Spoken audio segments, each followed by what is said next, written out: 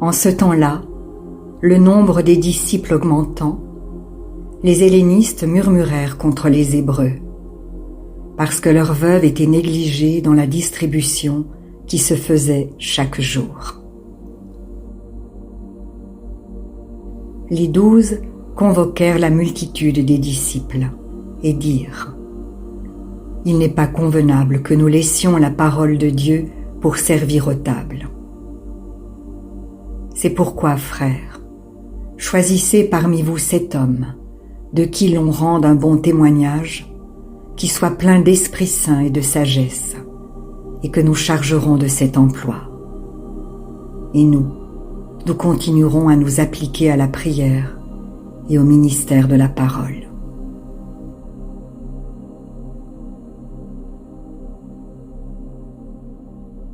Cette proposition plut à toute l'assemblée. Ils élurent Étienne, homme plein de foi et d'Esprit Saint, Philippe, Procore, Nicanor, Timon, Parménas et Nicolas, prosélyte d'Antioche. Ils les présentèrent aux apôtres, qui, après avoir prié, leur imposèrent les mains. La parole de Dieu se répandait de plus en plus. Le nombre des disciples augmentait beaucoup à Jérusalem, et une grande foule de sacrificateurs obéissait à la foi. Étienne, plein de grâce et de puissance, faisait des prodiges et de grands miracles parmi le peuple.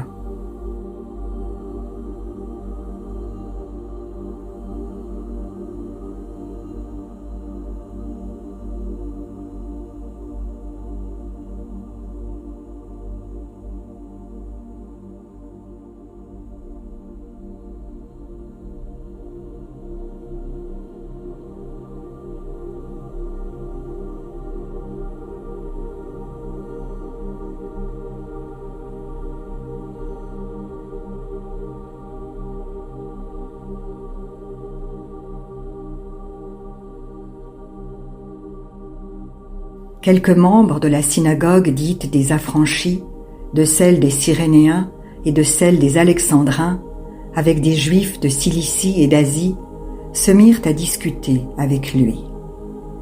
Mais ils ne pouvaient résister à sa sagesse et à l'esprit par lequel il parlait.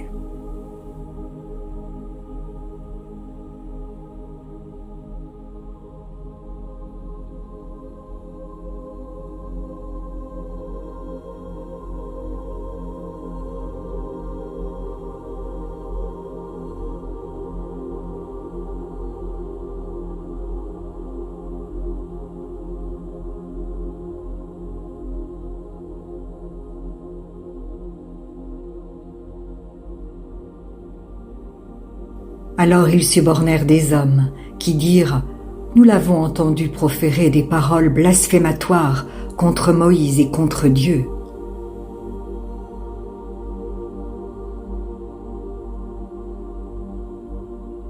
Ils émurent le peuple, les anciens et les scribes, et se jetant sur lui, ils le saisirent et l'emmenèrent au Sanhédrin.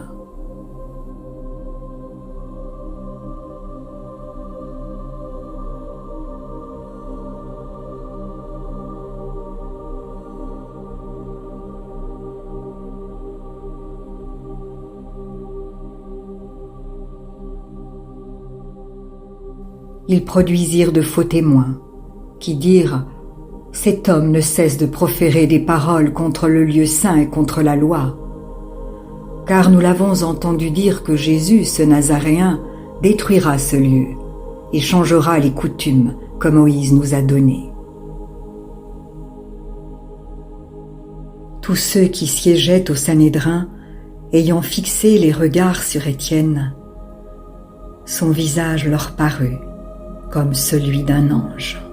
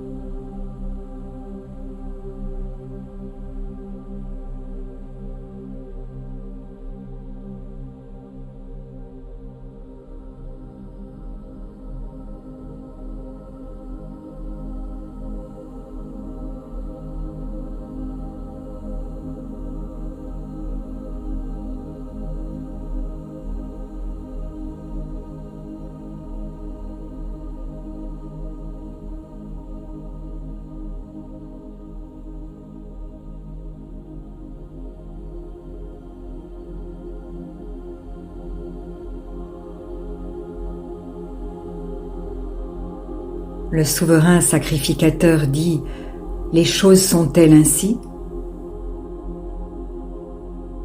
Étienne répondit « Hommes, frères et pères, écoutez. »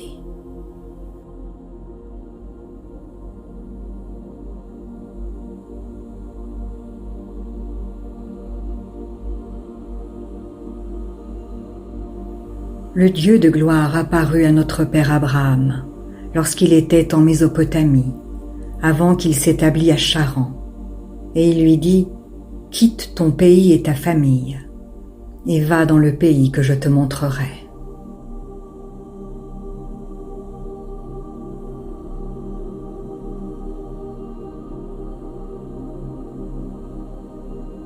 Il sortit alors du pays des Chaldéens et s'établit à Charan.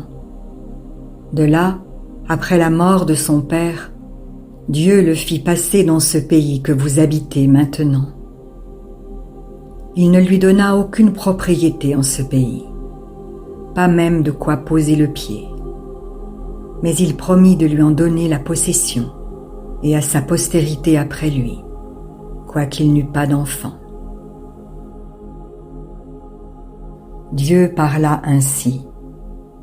Sa postérité séjournera dans un pays étranger. On la réduira en servitude et on la maltraitera pendant 400 ans. Mais la nation à laquelle ils auront été asservis, c'est moi qui la jugerai, dit Dieu. Après cela, ils sortiront et ils me serviront dans ce lieu-ci. Puis Dieu donna à Abraham l'alliance de la circoncision. Et ainsi, Abraham, ayant engendré Isaac, le circoncit le 8e jour.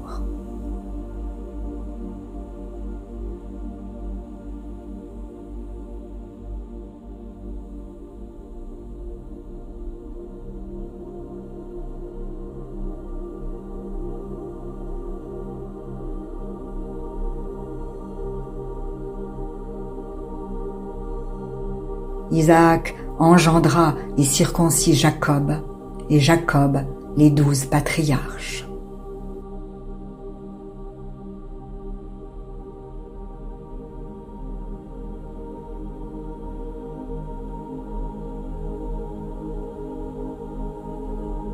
Les patriarches, jaloux de Joseph, le vendirent pour être emmené en Égypte.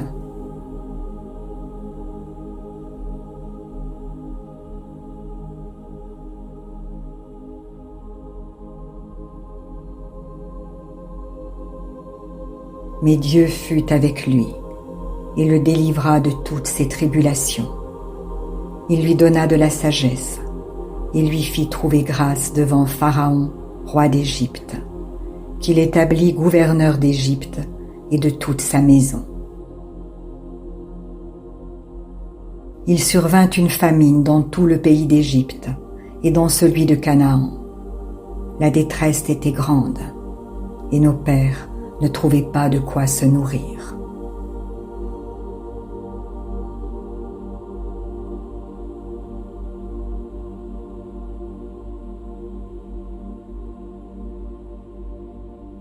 Jacob apprit qu'il y avait du blé en Égypte, et il y envoya nos pères une première fois.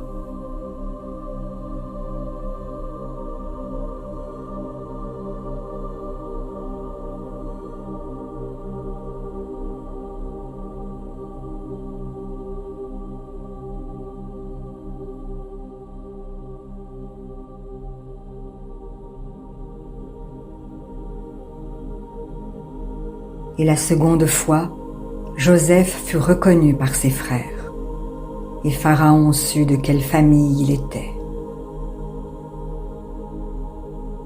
Puis Joseph envoya chercher son père Jacob et toute sa famille, composée de 75 personnes. Jacob descendit en Égypte, où il mourut, ainsi que nos pères. Et ils furent transportés à Sichem et déposés dans le sépulcre qu'Abraham avait acheté à prix d'argent des fils des morts, pères de Sichem. Le temps approchait où devait s'accomplir la promesse que Dieu avait faite à Abraham. Et le peuple s'accrut et se multiplia en Égypte. Jusqu'à ce que parut un autre roi, qui n'avait pas connu Joseph. Ce roi, usant d'artifices contre notre race, maltraita nos pères, au point de leur faire exposer leurs enfants, pour qu'ils ne vivent pas. À cette époque naquit Moïse, qui était beau aux yeux de Dieu. Il fut nourri 3 mois dans la maison de son père.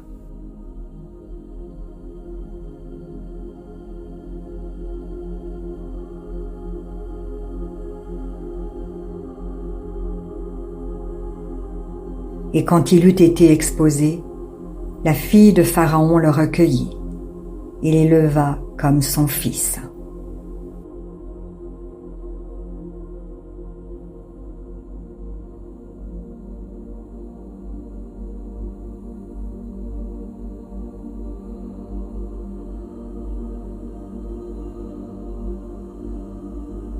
Moïse fut instruit dans toute la sagesse des Égyptiens, et il était puissant en parole et en œuvre.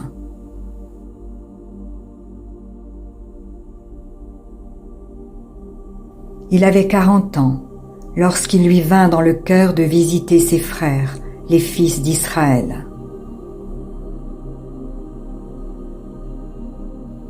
Il en vit un qu'on outrageait, et prenant sa défense, il vengea celui qui était maltraité et frappa l'Égyptien. Il pensait que ses frères comprendraient que Dieu leur accordait la délivrance par sa main, mais ils ne comprirent pas. Le jour suivant, il parut au milieu d'eux comme ils se battaient, et il les exhorta à la paix. « Hommes, dit-il, vous êtes frères, pourquoi vous maltraitez-vous l'un l'autre » Mais celui qui maltraitait son prochain le repoussa en disant « Qui t'a établi chef et juge sur nous? Veux-tu me tuer, comme tu as tué hier l'Égyptien »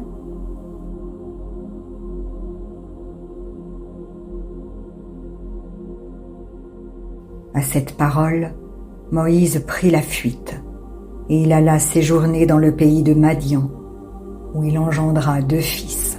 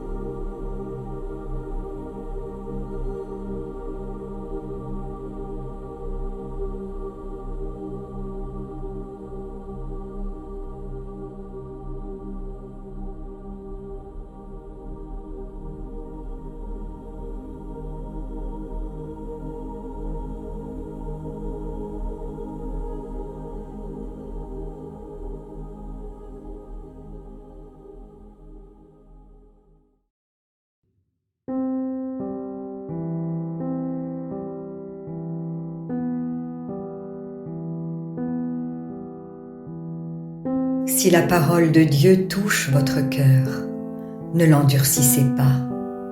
C'est Jésus qui se manifeste. Il vous dit « Voici, je me tiens à la porte et je frappe.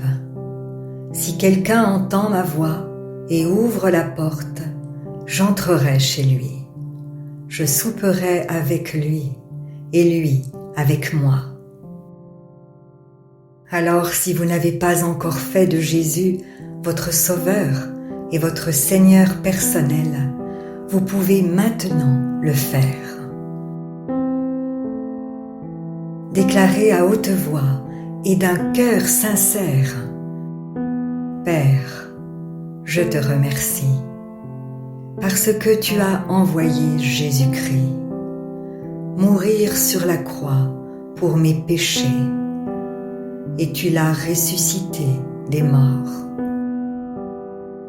Je désire, du plus profond de mon cœur, recevoir ce pardon et être racheté par le sang de Jésus. Je t'accueille maintenant, Jésus, comme mon Seigneur et mon Sauveur. Je renonce désormais au péché et je veux te suivre tous les jours de ma vie. Au nom de Jésus. Amen. Si vous avez fait cette prière, dites-le nous simplement dans les commentaires. Nous prierons pour vous et nous nous réjouirons avec le ciel tout entier. Car Jésus a dit « Sachez qu'il y a plus de joie dans le ciel pour un seul pécheur qui se repent que pour 99 justes qui n'ont pas besoin de repentance. » Puis continuez de vous fortifier et de vous purifier par la parole de Dieu. La foi vient, mais elle ne vient que d'une seule source, de ce qu'on entend de la parole de Christ. Demandez à l'Esprit Saint de vous guider et de vous éclairer dans sa connaissance. Il vous conduira dans toute la vérité. Il vous équipera pour toutes les circonstances de votre vie. Vous verrez que peu à peu, il vous révélera ce que ne peuvent comprendre ceux qui ne vont pas dans la parole. Car l'homme naturel n'accepte pas ce qui vient de l'Esprit de Dieu. C'est une folie pour lui. Il est même incapable de le comprendre, parce que c'est spirituellement qu'on en juge. Et maintenant, ne restez pas seul. Trouvez une église qui se nourrit de la parole et y est fidèle. Soyez vigilants dans les enseignements que vous écoutez, car plusieurs faux prophètes s'élèveront et ils séduiront beaucoup de gens. Et en toute chose, faites une confiance absolue au Seigneur. Vous êtes richement bénis.